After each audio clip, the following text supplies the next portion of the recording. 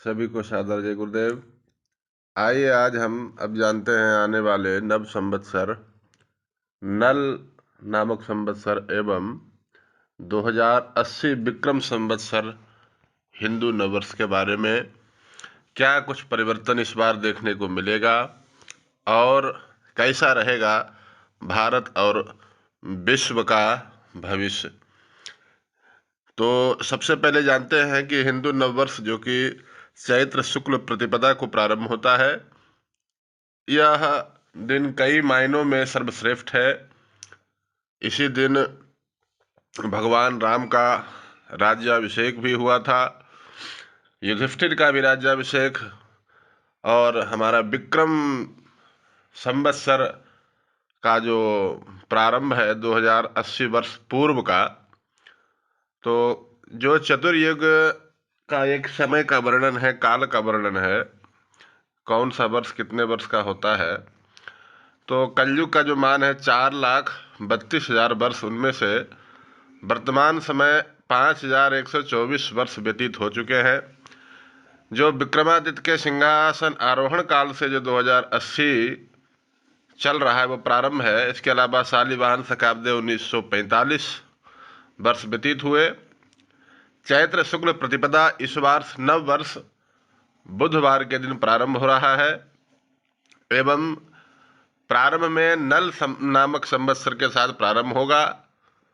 और इस बार बुधवार के दिन प्रारंभ होने के कारण इस वर्ष के राजा बुध हैं और आकाश के ग्रहों में बुध को यह पद मिला है, जिसका फल है कि पृथ्वी पर अधिक वर्षा एवं कृषि आदि में उपज अच्छी, प्रत्येक घर में नगरों में विवाह आदि के मंगल कार्य, लोग देवता और विप्रों की विशेष पूजा करेंगे, आराधना करेंगे, जनता का उत्तम स्वास्थ्य होगा, धन धान से परिपूर्ण होंगे। इसके साथ ही इस बार के मंत्री शुक्र हैं, जो कि और ही शुभ है, कारण बुध के नैसर्गिक मित्र ग्रह हैं शुक्र। तो राजा और मंत्री जब दोनों आपस में मित्रवत रहे, अच्छा हो, तो यह वर्ष विशेष उन्नतिदायक होगा। सशेष चंद्रमा है। चंद्रमा के सशेष होने से वर्षा का प्रचुर मात्रा में दुग्ध आदि में, तैल आदि में, इनमें विशेष परिपूर्णता देखने को मिलेगी, अर्थात ये सस्ती होगी, ज़्यादा मात्रा में उपलब्ध होगी। इसके अलावा भी वैसे तो इसमें बहुत लंबा विवरण है, लेकिन वीडियो ज़्यादा लंबा ना हो इसके लिए छोटे छोटे चीज़ों पे, टॉपिक पे गौर करेंगे। इसके अलावा इस वर्ष में ग्रहण अगर देखें तो 4 ग्रहण पंचांगों में दर्शा रहे हैं, जिसमें 3 सूर्य ग्रहण, 1 चंद्र ग्रहण। और इसके अलावा इस बार को जो बुधवार को चैत्र शुक्ल प्रतिपदा प्रारंभ होने के कारण भगवती दुर्गा का जो है आगमन भी शुभ है, कारण बुधवार को आगमन होने के कारण नौका उनका वाहन है, जो कि शुभ होता है। वर्षा आदि के लिए भी शुभ है, जो कि धन धान्य के लिए भी शुभ है। तो कई दृष्टिकोण से इस वर्ष जो है शुभ स्थिति को दे रहा है। जानते हैं बुध अगर राजा हो तो क्या होता है, क्या फल होगा उसका। ज्योतिषियों लोग जानते होंगे कि बुध ग्रह का संबंध गणित आदि से, विज्ञान, कला, मनोरंजन, शिल्प, साहित्य, भाषा आदि के अधिष्ठात्र माने गए हैं, विशेषकर गणित एवं विज्ञान के क्षेत्र में। तो निश्चित ही तौर पे जब राजा ही इस क्षेत्र का जानकार होगा या उसके आधिपत्य वाला ग्रह होगा, तो यह वर्ष निश्चित कुछ चमत्कारिक परिणाम हमारे वैज्ञानिक इस वर्ष देने में सफल होंगे। यह वर्ष सरकार अथवा शासन के सतत प्रयत्नशील रहेगा। देश के अत्यंत छोटे स्तर के लघु उद्योग के व्यापारी आदियों के लिए भी यह वर्ष उत्तम होगा, कारण बुध वाणिज्य का, व्यापार का कारक है। तो होने से लघु उद्योग या व्यापारी आदि के लिए यह वर्ष अच्छा होगा। जो नाटक, रंगमंच आदि से संबंधित जुड़े हुए लोग हैं, उनके लिए भी यह वर्ष उत्तम होगा, गंधर्व नृत्य आदि कला आदि में। भवन निर्माण, कृषि क्षेत्र, वैज्ञानिकों नई नई तकनीकें इस वर्ष प्रयोग किए जाएंगे। विभिन्न प्रकार की भूमिगत संपदा, खनिज, खदानों में कार्य करने वाले के लिए नए अवसर प्रदान किए जाएंगे। अलग अलग सॉफ्टवेयर अगर कंप्यूटर आदि निर्माण में भी देखने को मिलेंगे। संवत्सर के मंत्री का पद जो कि शुक्र को प्राप्त हुआ है, शुक्र भौतिकवादी है और सांसारिक वस्तुओं को देने वाला है। और इस प्रकार के दोनों नैसर्गिक मित्रता बुध और शुक्र का मैत्री होने के कारण देश का परिस्थितियां अंतर्राष्ट्रीय संबंधों में यूँ कहिए कि प्रायः सभी देशों में एक दूसरे में अच्छे परिणाम के सूचक हैं। राज्य अगर देश के हिसाब से बात करें तो केंद्र और राज्यों में अच्छा तालमेल देखने को मिलेगा, क्योंकि राज्य मित्रवत होकर के विराजमान है, इसलिए अच्छा है। विभिन्न प्रकार के करों में कि समावेश भी स्वरूप का प्रयास करने का किया जाएगा।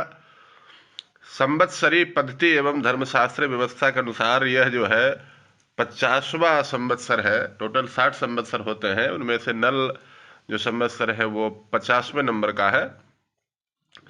इसका फल जो है कहा जाता है, शिव पार्वती संवाद में जो वर्णन है कि नल नामक संवत्सर में अकाल, महंगाई, वनौषधियों का विनष्ट होने का फल प्राप्त हो रहा है। चैत्र के महीने में कोई बीमारी होगी जो तेजी से फैलेगी, तेज हवाएं चलेगी। वैशाख के महीने में अन्न संग्रह खाद्यान्न व्यापारियों के लिए लाभदायक होगा। ज्येष्ठ मास में राजनीतिक कुछ उथल पुथल देखने को मिलेगी। इसके अलावा आकाश मंत्री परिषद के कुल 10 विभाग में से 8 स्थानों में प्रायः शुभ और शुभग्रही ग्रह विराजमान है, जो कि वर्षा, खेती, फसल उत्पादन, दृष्टि के दृष्टिकोण से मेघेश गुरु का रोहिणी का वास समुद्र में होना अच्छी वृष्टि का संकेत है। वैसे भी 8 ग्रहों का शुभ स्थानों पर स्थित होना अत्यंत शुभ फलदायक ही माना जाएगा। वृश्चिक लग्न में संवत्सर 2080 का प्रवेश हो रहा है। इसका फल दुर्भिक्ष कारक है। उत्तर भारत में खाद्यान्नों का उत्पादन दैवीय अप्राकृतिक कारणों से आधा हो जाएगी। धातु पदार्थों में महंगाई देखने को मिलेगी।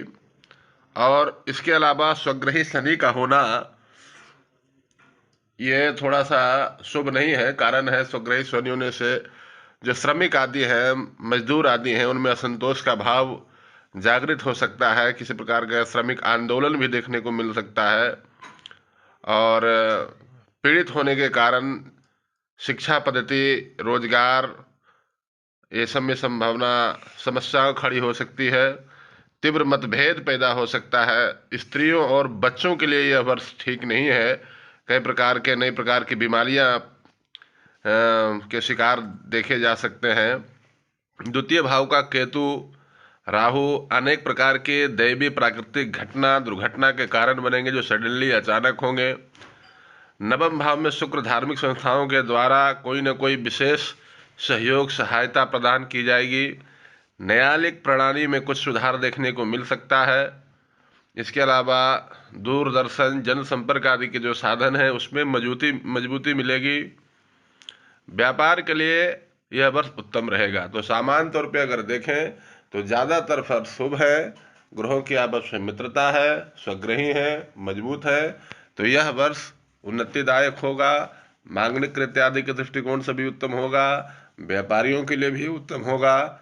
इसके अलावा जो माता का आगमन है वह भी शुभ संकेत कर रहा है। तो अगर सामान्य तौर पे अगर कहें एक, तो यह वर्ष सभी के लिए मंगलमय होगा, शुभ होगा। और जैसा कि सभी जानते हैं कि हमारा नव वर्ष, हिंदू नव वर्ष चैत्र शुक्ल प्रतिपदा इस बार 22 मार्च 2023 दिन बुधवार को पड़ रहा है।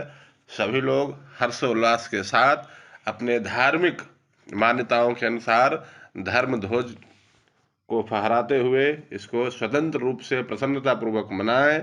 भगवान से प्रार्थना करें कि हमारा जीवन, हमारे परिवार का, हमारा देश नित्य प्रति उन्नति की ओर आगे बढ़े। इसी आशा के साथ सभी को सादर जय गुरुदेव।